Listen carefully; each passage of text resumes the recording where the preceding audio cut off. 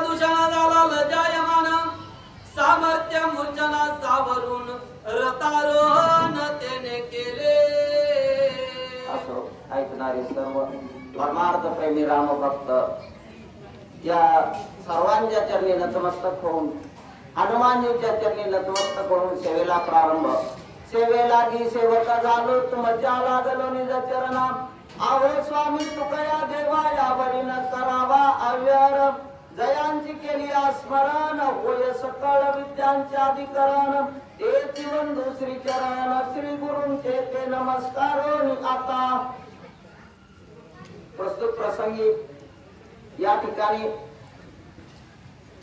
दुष्यंत आणि प्रभू रामचंद्र जगाचा चालक मालक भगवान यांच्याबरोबर हा दुष्यंत नावाचा जो असणारा राक्षस आहे तो युद्धासाठी आलेला आहे आणि प्रभू बरोबर युद्ध चालू आहे।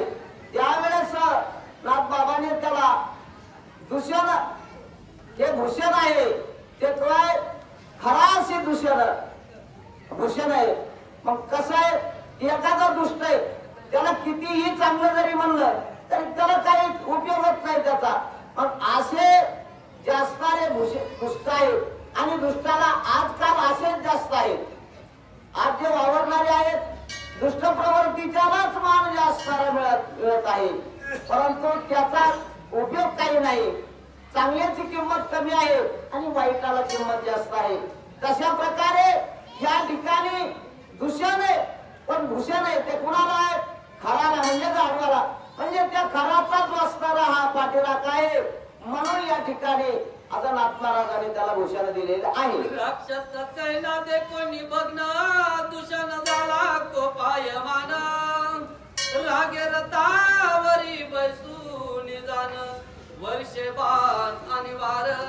भगवान प्रभू रामचंद्राने असंख्य बाणाने याने सोडलेले सर्व शस्त्रास्त्र नाहीसे केलेले सर्व याची जी असणारी राक्षस सेना भग्न अवस्थेत झालेली आहे मूर्छित झालेली आहे।